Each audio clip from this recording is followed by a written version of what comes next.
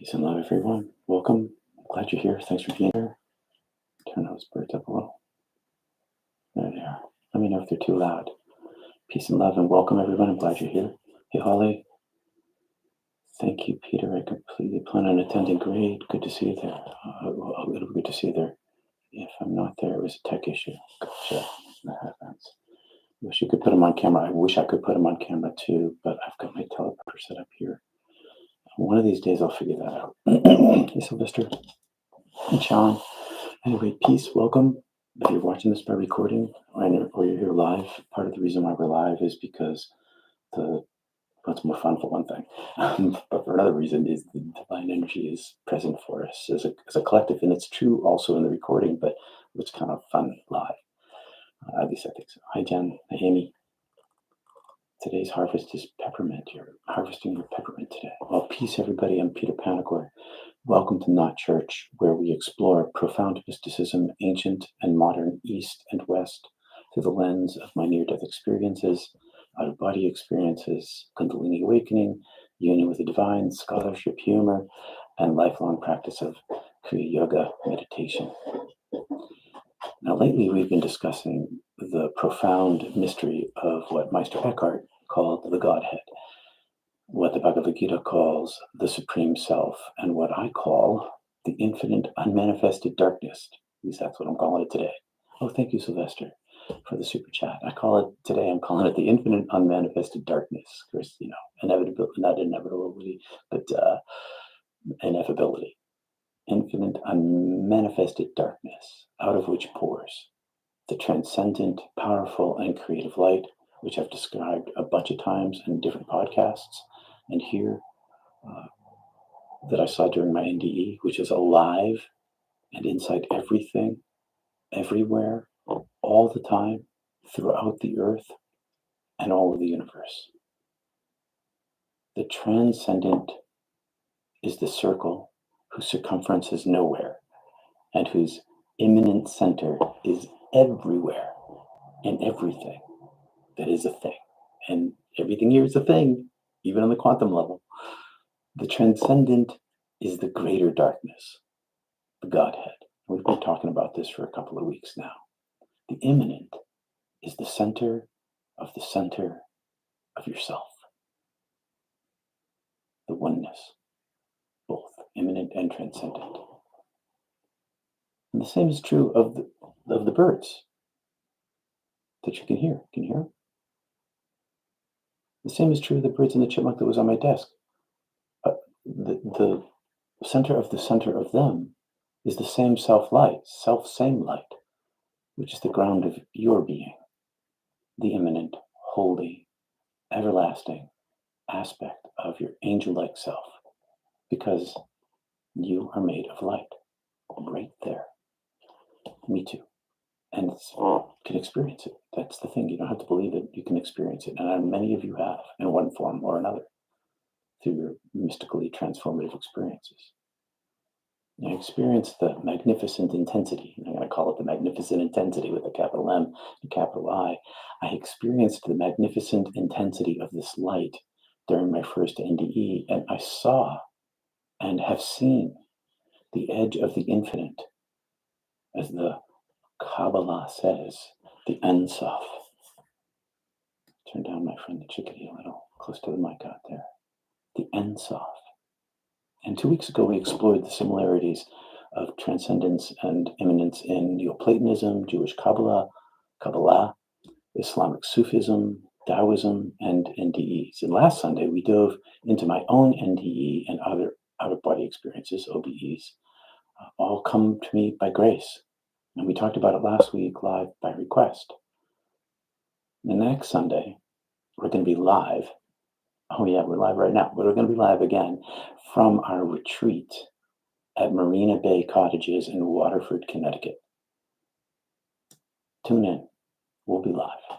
And today, we're going to bring Jesus into the mix, into the global discussion through the Gospel of Thomas, Yeshua, as we studied in the Peshitta, the Aramaic texts. The Gospel of Thomas, quote, was discovered near Nag Hammadi, Egypt in 1945 among a group of books known as the Nag Hammadi Library, totally worth reading. Scholars speculate the works were buried, and here's an important part. Scholars suspect the works were buried in response to repression, a letter from Bishop Athanasius declaring a strict canon of Christian scripture. Scholars have proposed composition dates as early as 60 CE, Common Era, or as late as 250 Common Era, with most placing it somewhere in the 2nd century. And if you're a Christian, or you were one, or you're seeking a more comprehensive knowledge of the enlightened Jesus' point of view, please read it, Google it, and you'll quickly find different translations. The mystical metaphors and symbols may vary across cultures. That's what we've been talking about for the past few weeks, for years now, but in particular about transcendence and immanence, the Godhead, and the presence inside you. But the message of the ancient mystics, it's the same. It remains the same. Then and now, east and west, up and down, inside and outside. And this is important to know as you continue on your human consciousness journey into your own immanent nature, leading to transcendence. So let's take a moment here and do a little bit of quiet meditation, just a couple of breaths here, kind of gather our energy together. I'll pay attention to the outside sound. If the car goes by, I'll damp it down. Those are the white-throated sparrows in the leaves. Yeah, they're rustling around. My feet are flat on the floor, inflating my belly.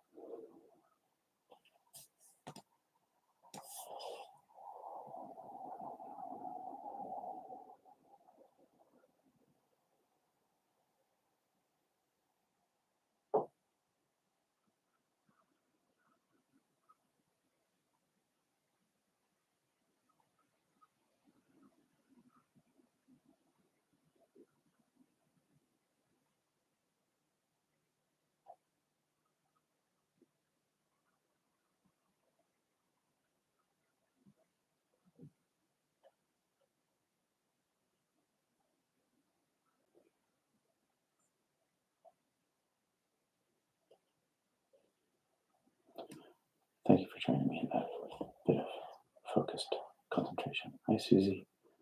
Hi, Janet. So this is a patriarchal language alert. Patriarchal language alert. Just like all mystics at all times and places, the limitation of language and cultural mores influence the metaphors the mystics use. And Jesus, he used the metaphor of the male fatherhood. And you can use the ear of your heart to listen beyond the form to the substance of his meaning. In Logion 40 in the Gospel of Thomas, Yeshua, Aramaic, Yeshua says, a grapevine has been planted outside the Father, capital F. A grapevine has been planted outside the Father, but being unsound, it will be pulled up by its roots and destroyed. Jesus is always so, he's using the cultural context, but it's always kind of like, wow, that's pretty dramatic. Let's soften it down a little bit by coming to understand it. The grapevine represents the universe. The universe. All matter, energy, dimensions, life, and everything quantum. It's everything there is here. And it symbolizes the outpouring of light. The grapevine is the outpouring of light that's woven into the fabric of all creation, flowing through all existence. I'm a little grape on the end of a bunch of grapes. I'm a little grape. So are you. Our existence is connected directly to this structure, this outflow, this grapevine. That's all this universe, and not just this one. And I saw this, experienced this, witnessed this in my first near-death experience. I didn't see it as a grapevine. Maybe Jesus did. Or maybe he experienced this thing and he didn't know how to talk about it, so he decided to talk about it as a grapevine because people had grapes. My grandfather, Greek grandfather, grew grapes, and they burned the grapevines that weren't producing. They cut them off and burned, and that was just what people did. Paradoxically, while the living light flows through the vine. So this is the grapevine. Through the grapevine flows the living light. Because it is outside the Father, the Godhead, because it's outside, it eventually will be destroyed, even though it brings life. And this is because everything that exists outside of the infinite darkness, the Godhead, the Brahman, well, filled with light, everything filled with light, it's still impermanent. It's still temporary. We're going to someday, I wonder, the thing about space, okay, so space itself isn't expanding into space, it's space itself that's expanding. And in some mythologies, this contracts again and explodes again, sort of like a pulsating big bang. We don't know from physics whether the universe will expand eternally, but we do know that if it keeps expanding, everything in it will be separate from everything else, because that's just the way it is. And all of it is impermanent, the whole thing, in terms of its material structure. But don't be afraid. The infinite unmanifested speaks unconditional love and welcome for everything and everyone, because nothing is outside the circumference of the circle, whose center is everywhere. Everything there is inside of the infinite. And yet, paradoxically, to be outside the Father, quote, quote, as Jesus said it, means being part of creation but distinct from the existence of the ultimate transcendent source. I couldn't see into infinity, but infinity spoke everything into being. Everything into being is like a reduction or a limitation of the unlimited. I definitely experienced that. In my judgment, the unlimited love compared to my limitation, that was a very visceral experience. But so was the expression of the size of the entire universe and everything in it as a limitation. And the unmanifested infinite was beyond all that. Yet everything poured from it. And while the light flows through all of creation, is all creation, it's not fully merged with the Godhead because it has limitation. Its existence, its mere existence, is a part of the limitation. Because the Godhead is beyond all form, all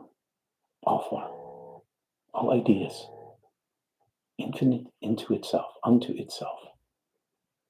And creation exists as a reflection or an emanation of the Father.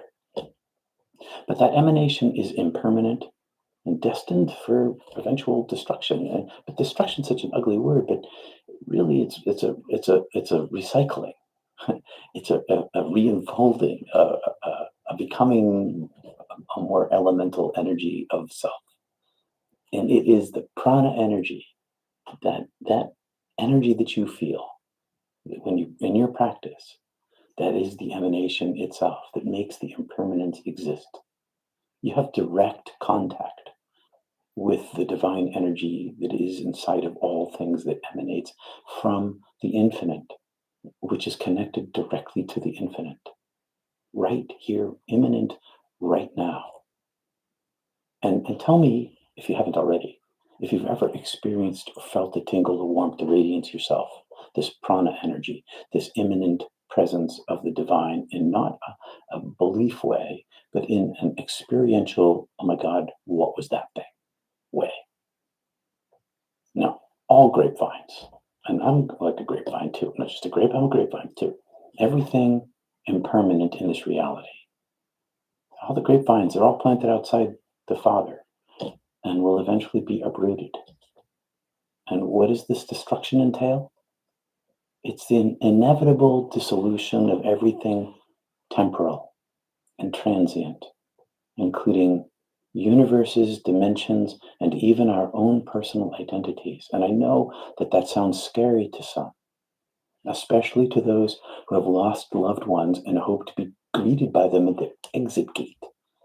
And with my own eyes, physical and spiritual, in my previous role as a pastor, I witnessed at the bedside of the dying the visitation of the beloved deceased come to welcome home to heaven so many dying people.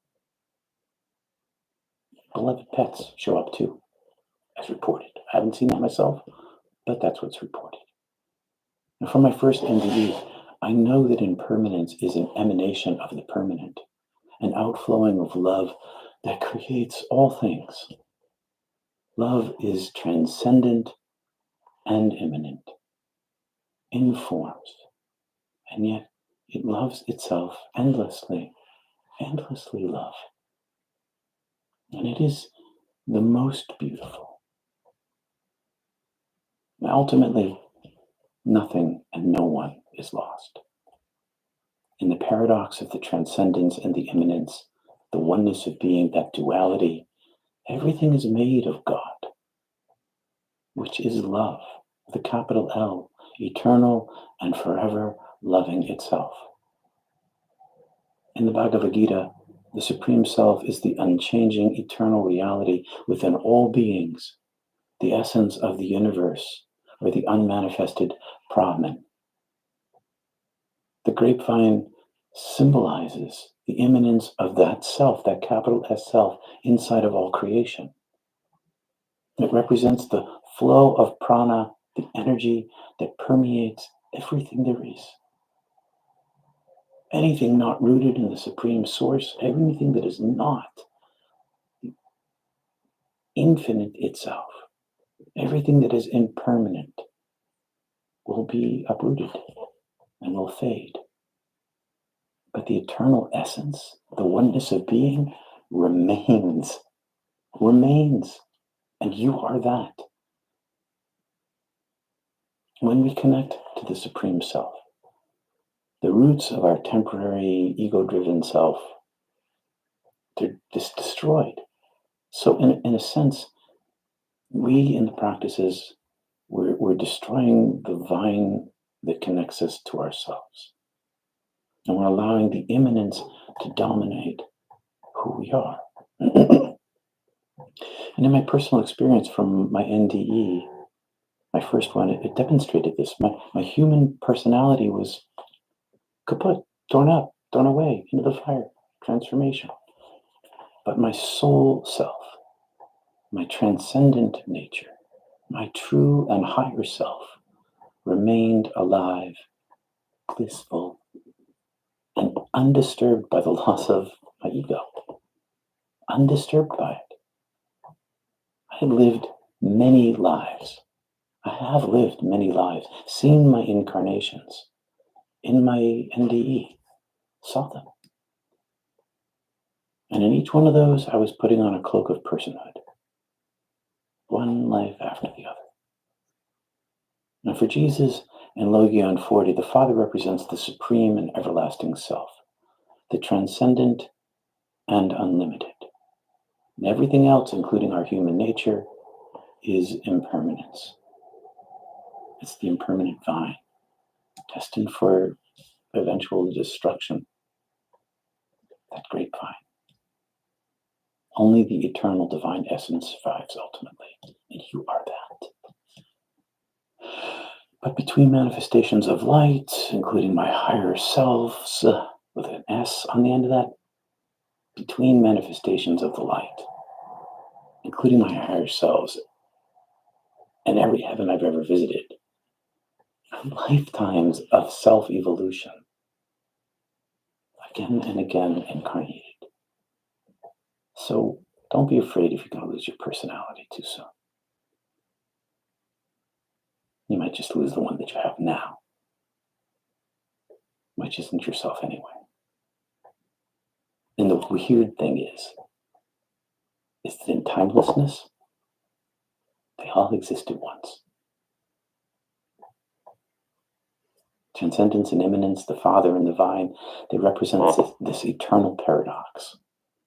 Creation's temporary nature and the Supreme Self's enduring truth. The duality and the oneness. By maintaining a connection with the divine, we magnify the presence of the immanent inside us and access the transcendent now and at death. So what's in it for you this morning? We understand that you are the immanent nature of the transcendent supreme, and that the same truth, including Jesus, is found in the ancient global writings of the mystical geniuses throughout the world. The same truth, one truth. And what you seek is inside you and all around you. That's why the practice is internal and external. Quieting the demands of the egoic self is key to finding what you seek.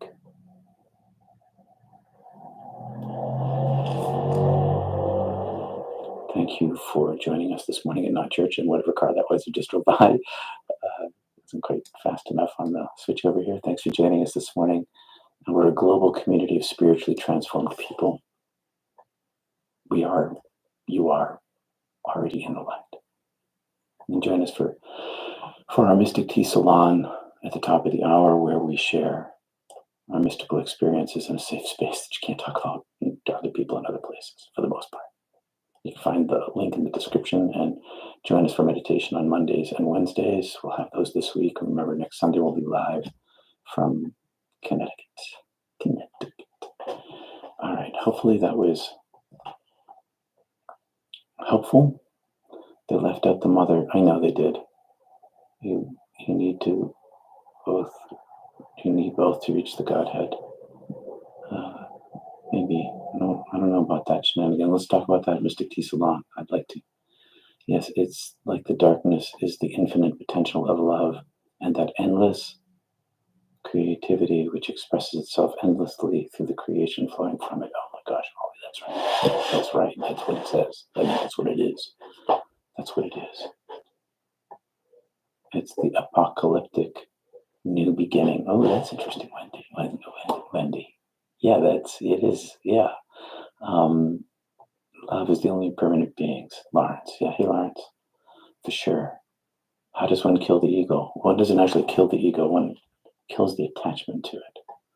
Non-attachment to egoic self comes through practices of selflessness, interiorly through breath and mental focus, and exteriorly through kindness and compassion. And we can talk about that for sure, shenanigan, because I didn't make that up. I practice it, but it's not my invention. It's the invention of all of the mystics through all the history of the world who turn out to be practicing the same thing, because they all discover how the brain works. So we talk about that too. IMO, you don't have to kill it. You discover that it's not the most important thing as you have experienced transcendent love. This is Holly. That's right, exactly. Maybe you don't need to kill the ego, just stop believing in its opinions. Yes, that's right, because it's totally temporary. And it's like, when I describe myself as a little grape, I have also seen myself as there was this cartoon with his cartoon characters, tall and skinny, had a planet, Earth, as its head. I don't remember what cartoon this is from, but it had a planet for a head, and that's what it is. We all have our own little world on the top of our heads, and it's the egoic self defining who we are and what we're about. And you can't escape it, but you can become non-attached to it, because you got to have your ego to live in this world. I mean, you have to. You have to have an egoic self just to function. But attachment to it and belief that it is the defining factor of who you are is the lie of the egoic self. And I think we covered that a long time ago too, when we talked about if there was ever, and I say this tongue in cheek a little, is that if there's a Satan in the world, it's my brain. It's my egoic self telling me that all I am is it. It's lying to me. It's not. That's totally not true. I am much more than my egoic self, and so are you. All right, everybody. Hope that was helpful. Let me know. I'll see you at the top of the hour at the chat. And thanks for being here. Thanks for watching recording live or recorded. And let me know what you think. I need feedback. I love critique, and I need feedback. Is this helpful to you? Is it not helpful to you? Let's talk it over. Peace and love. See you at Mystic Tea Salon soon. Find the link below. Thank you so much, Peter. You're welcome, Emily. Peace to all.